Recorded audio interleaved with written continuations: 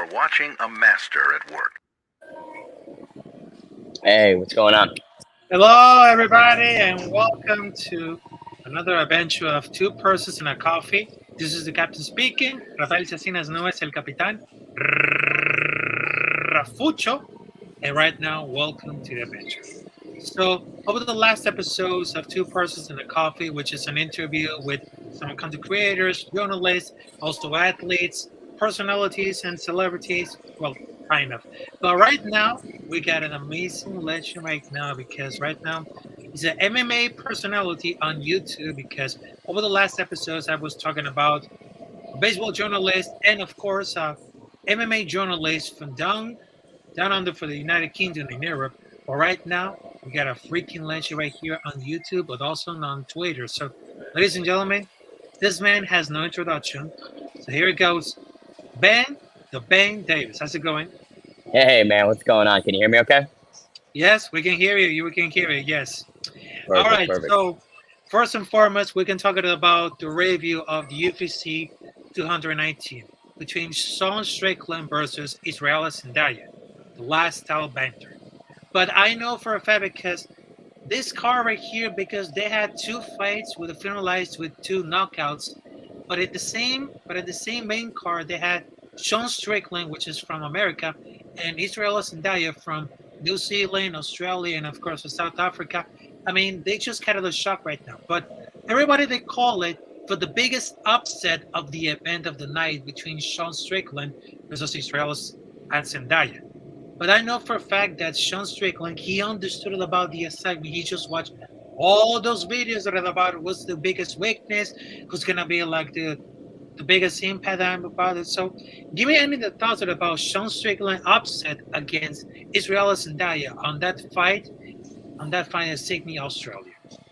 Yeah, man, I think a lot of Sean's success can be boiled down to head coach Eric Nixick. I mean, he is one of the most tactical minds in the game, and shutting down every weapon that Israel Adesanya has in the fashion that he did was truly incredible. And Sean Strickland he's a canvas. You can paint on him whatever game plan you want, and he will stick to it. And I think that's the big difference maker between Sean and maybe some of Izzy's other opponents is that, dude, Strickland was composed. He was patient and he was disciplined. Some guys get frustrated with Izzy's, style and kind of how elusive he is. But Sean just methodically marched him down the entirety of the 5 rounds and never got phased, never rushed anything. He was patient. He was composed. And he's a killer. And now he's the champion. It's a great upset and a fantastic victory for a guy who a lot of people, myself included, kind of wrote off. I didn't think that he was going to have a lot of success.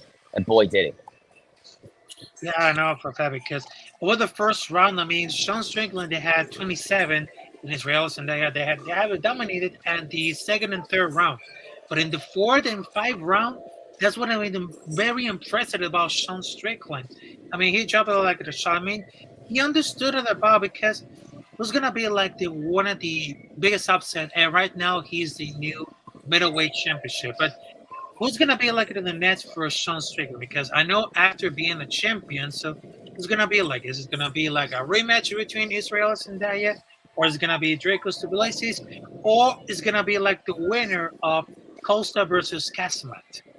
Yeah, I mean, those are kind of the 3 options that people are speculating. I think personally, Dricus Duplessis is the rightful next challenger for the throne by finishing Robert Whittaker in the fashion that he did.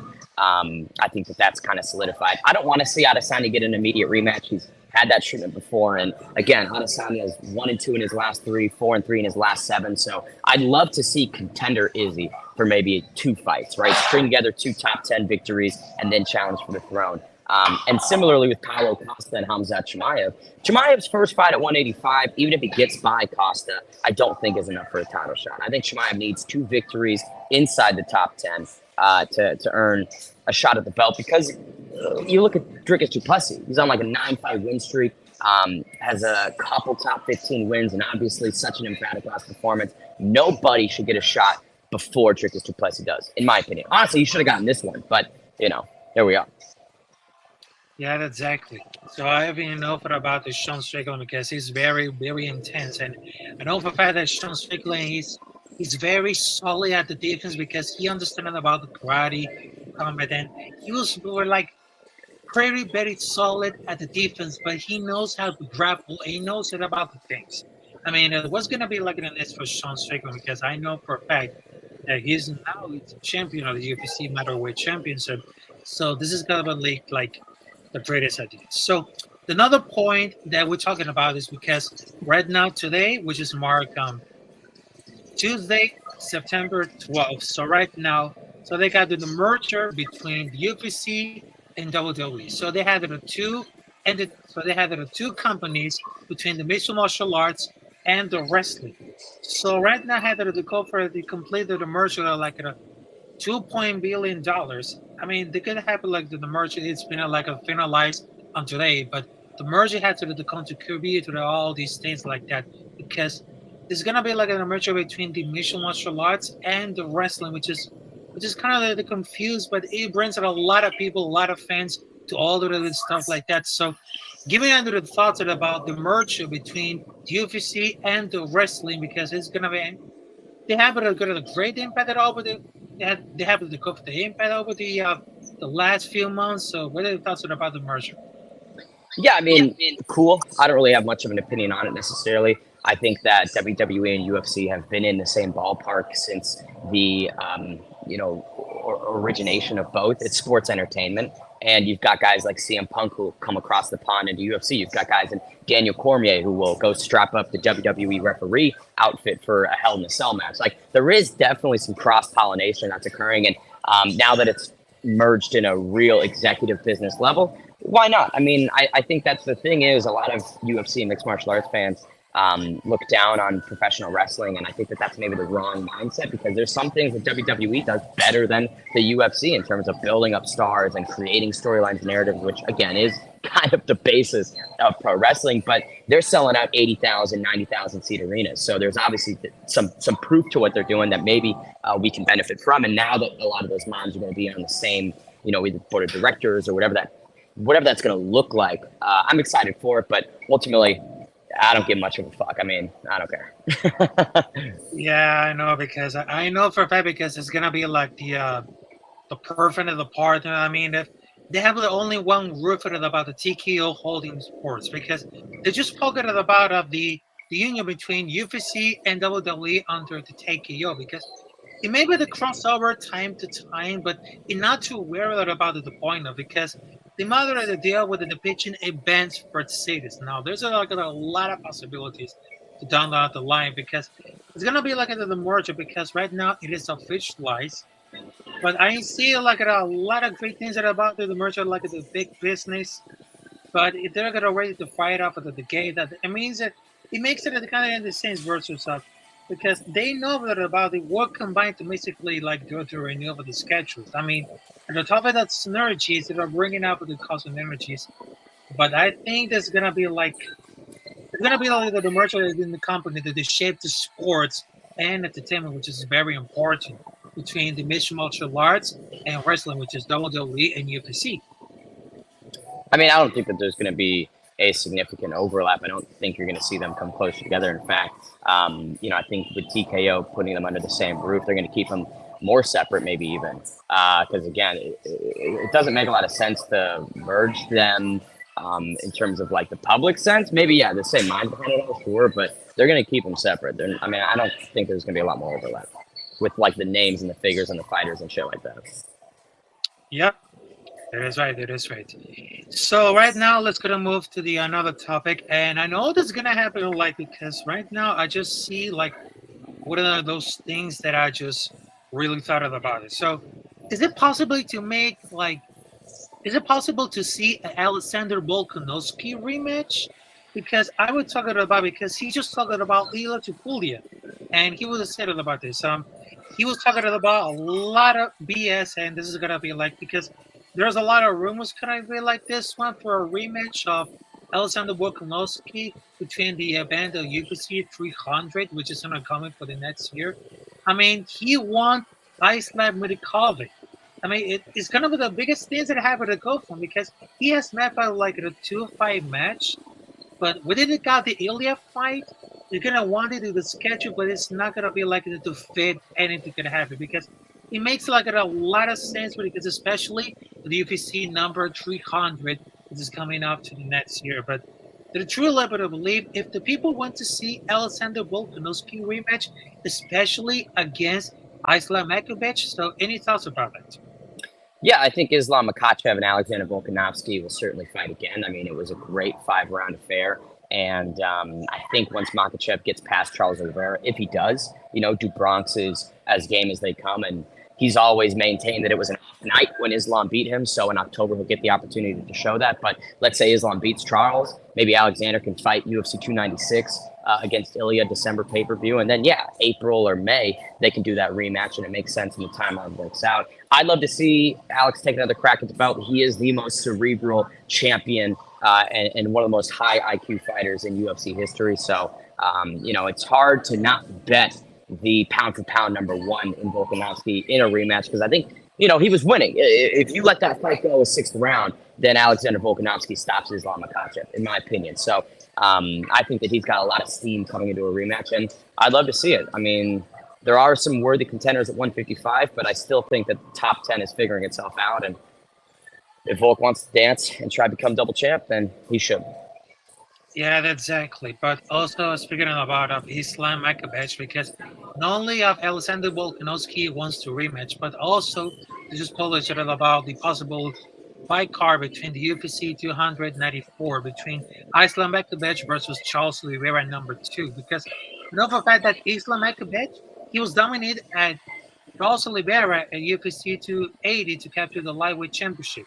Now, Charles Oliveira is very steadfast when he does not recognize the Oliveira to enter the dedication of that night at Abu Dhabi, which is on Saudi Arabia. But he returned with a shocking round number 1 knockout at Bennett Dariush, and then the fight would most be very competitive.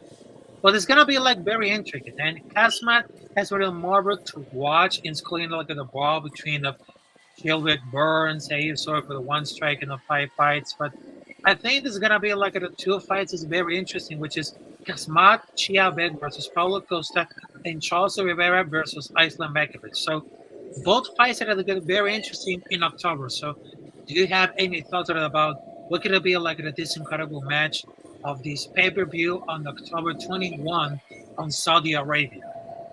Yeah, I think Charles Oliveira has one of the best stories in mixed martial arts, going from 4-fight losing streak, being finished all 4 times earlier in the UFC run, to becoming a champion, finishing Chandler Oliveira, Gaethje, and then Poirier. Excuse me. I love the Duke Bronx story, and I believe that it was an off night. I think that Islam Makhachev caught him on an off night, and with how Charles just breezed through Beneil Dariush, I have a lot of confidence that it will be more competitive. But ultimately, I think that Islam Makhachev will retain. I think he's just a bad stylistic matchup. To take it to that co-main, Costa and Chimaev. Listen, I think a lot of people have some unjustified steam on Khamzat Chimaev. I think Paulo Costa is going to shut him down. I think the grappling is going to be ineffective from Chimaev. And on the feet, I'm going to take the big 185er in Paulo Costa. If he makes weight. I mean, fuck, he might come in at 200 pounds again and ruin the fight. Yeah, I know for that because I thought it was going to be anything going to happen like this one. So right now, let's talk a little about the Noche UFC, which is one of the biggest important things, because right now, the Noche UFC is just a celebration of Hispanic Heritage Month, because right now we're in September, and we're going to celebrate the Hispanic Heritage Month, which they had Alexa Grasso versus Valentina Shevchenko at number 2. But this time is going to be for a title. And he would love to have her to go to make it out this fight right now. But I just really thought that about the Noche UFC between Alexa Grasso versus Valentina Shevchenko, and it's gonna bring for the T-Mobile Arena in Las Vegas. So they had to go for another match between Kevin Holland versus Jack Della Maddalena, Raul versus Junior, Terrence Mitchell, also Fernando Padilla versus Carl Nelson. But Alexa Grasso versus Valentina Shevchenko, they have the opening fight for the first encounter. I mean, what's great about these 2 amazing women is because they have the code for the flight title win. And right now, Alexa Grasso has to look into the defend title, and Shevchenko, he aims to reclaim her lost title. So, any thoughts about Alexa Grasso versus Valentina Shevchenko as the main card to be one of the the flyweight championship, it's gonna be like an important night. So Yeah, Shevchenko is 35, older. I think that she's digressed in terms of her performances. I have not been that blown away by Shevchenko in the last 2.5 years. So I believe Alexa Grasso can retain. I don't know if she'll finish Valentina again, but I can see a decisive, 3 rounds to 2, 48-47. I wish that this was in Mexico City or just not Vegas. It's kind of dumb to have UFC Noche and celebrating Hispanic heritage, which is excellent, but then slapping it in T-Mobile Arena. Like, it would have been a cool opportunity to get on the road and get into one of these countries south of the border that the UFC hasn't been to before COVID. I'll say this, I'm very sad that Kelvin Gastelum and Shavkat Rakhmonov is no longer the card. KG is an animal, and I was pumped to see him back at 170. And I've trained with him. I've worked with Kelvin a lot over the last year, and he's just one of the nicest guys in the biz. So that fight falling apart kind of took a lot of steam away from it, because again, you go to the co-main event, it's Kevin Holland, an American, and Jack Della Maddalena, who is an Australian, co-maining UFC Noche. I'm like, we couldn't get another strong Mexican representative here in the co-main, but neither here nor there. That'll be a fun fight. I think JDM gets Holland out of there. I'm big on Jack Della Maddalena, and it should be a fun card. I'm glad that Mexican representation is at an all-time high, and it's cool that the UFC is putting together these cards and showcasing the athletes and their backgrounds in different cultures. I think that that's important. yeah, because it's very important, because I know for a fact that they have a very Hispanic representation of the UFC, because, for example, they got Alexa Grasso, also they got Marlon Vera from Ecuador, also they got Ilanovic Chalo, which is from Venezuela, because they have a very representation in any countries, like, for example, from Argentina, Chile, because they have a great representation of Latin American UFC and had both incredible importance. So, and we cannot forget about Juliana Pena, which is the Better Solovitsa.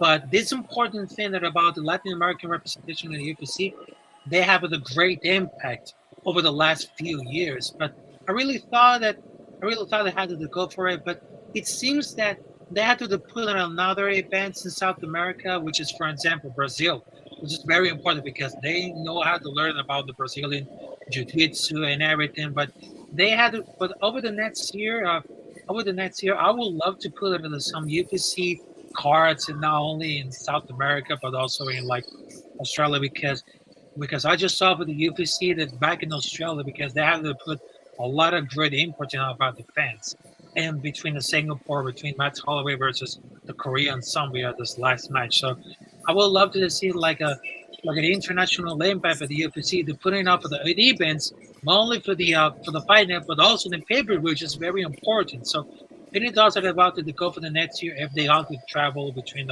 Brazil, Colombia, because they was trying to experiment so that I had the new stuffs, new lands and everything. So any thoughts about it to go for like going for another pay-per-view for like in another country, like for example Japan, Colombia, Brazil?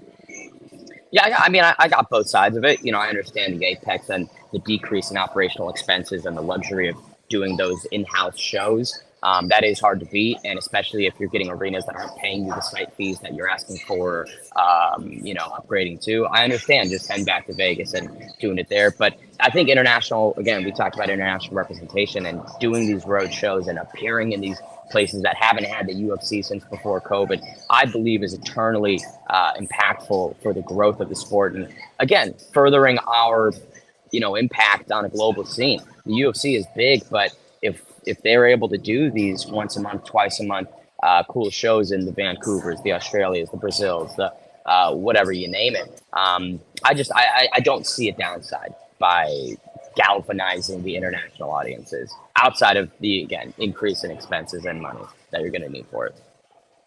Yes, exactly. So right now, I just have two last questions for you, because right now it's like between 30 and 30 minutes. But right now, I just have one more question, because right now I just have two last questions. All right. So after Israel Adesanya versus Sean Strickland, between one of the biggest upset the UFC ever in the history. So what was your biggest upset in the UFC story that you saw? Because, for example, I just saw that between Chris Weidman versus Anderson Silva, also they got Ronda Rousey versus Holly Holm, and Conor McGregor versus Nate Diaz, one of the biggest upsets. So who you think is going to be like the biggest UFC fight ever in the history?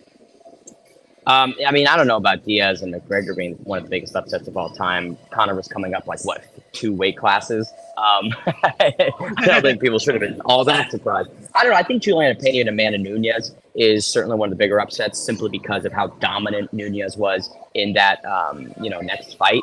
Like it showcased that Juliana caught her, and that was lightning in a bottle before. So I do think that fits the bill for shocking upset. You could go through the regulars of the Silva Weidmans, the GSP. But yeah, I think for me, the ones that I've witnessed, I'll roll the dice on Pena and Amanda Nunes. So because I was there in the building for UFC 269, so it was a little bit more, I don't know, more of a connection for me.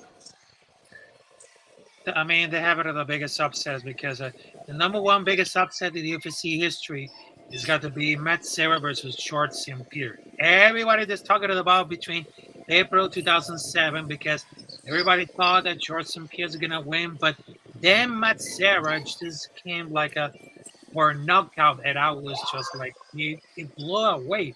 But also there was another example between Gabriel Gonzaga versus Phil Novick, also BJ Penn versus Frankie Edgar. I mean, those biggest upsets of UFC history, it became like a worst submission or the top of the knockout or like a better decision. But after this Real Sandaya versus Sean Strickland biggest upset, there's nothing better to watch than see over the history between George St. Pierre versus Matt Serra. Also, they got up Lawson versus Poirier. I mean, all those biggest upset because everybody think that it's gonna be everybody they hunted the better of the fighter, but then again they just have the biggest shock in the entire world. I mean, anything could happen on this the biggest upset of the UFC ever in the history. Yeah, totally agree. And of course, I just wanted to tell her that the one last question before I had to moving off, or because right now it's gonna be like so. The last question that I want to be because everybody thought of rumors. So, do you think that Jorge Masvidal is gonna return to the octagon for next time? No. Okay, so you have any thoughts on why Jorge Masvidal cannot return for the octagon? I mean, it's gonna be like his career, or it's gonna focus it about the his business thing. Yeah, he's old. He's got better shit to do, and I don't think that he has it to compete with the top of the division. Are people saying that Masvidal should come back? Who the fuck is out there going, oh, I need Jorge Masvidal fighting for a belt again? I'd love to see it. He's exciting, but again, reality is reality. The guy, he's done. He's had his time. Mm-hmm. Yeah, that's exactly. And of course, I just wanted to say that was really impressive. That was really great. But I just wanted to tell you that Ben Davis, I appreciate it. Everybody else to join us in this amazing adventure, amazing interview, talking about the UFC, and then of course all of these stuffs like that for the mixed martial arts fans out there. So Ben Davis, where can we find you at social media because people they want to see you over your content? Yeah, at Ben the Bane Davis on all platforms. Stay tuned for a lot of fun content for my fight with Gabriel Silva, son of Anderson Silva, coming up on September 23rd, Misfits 09. Don't miss it. Exactly. So it's been like an amazing adventure with Ben, the Ben Davis, and of course it's Capitán Rafael is right here. So thank you very much to watching us with this special interview with El Capitán Rafucho and Ben on this two persons in a coffee talking about UFC. So it's been like an amazing adventure. It's been like an amazing journey to everybody else. So make sure to subscribe to Rafael Chacín on YouTube. You can type Rafael Chacín on YouTube and Ben. There's a lot of interviews, video streams, and of course a lot of reactions. And of course you can follow me on Twitter, X, Instagram, and of course on Twitch at Capitán Rafucho. And that will say this. So my name is Rafael Chacín, as known as El Capitán Rafucho, and right now we had a special guest, Ben Davis. So it's been like an amazing adventure. So I will see you there next time. So peace out, and of course, have a great Tuesday, folks.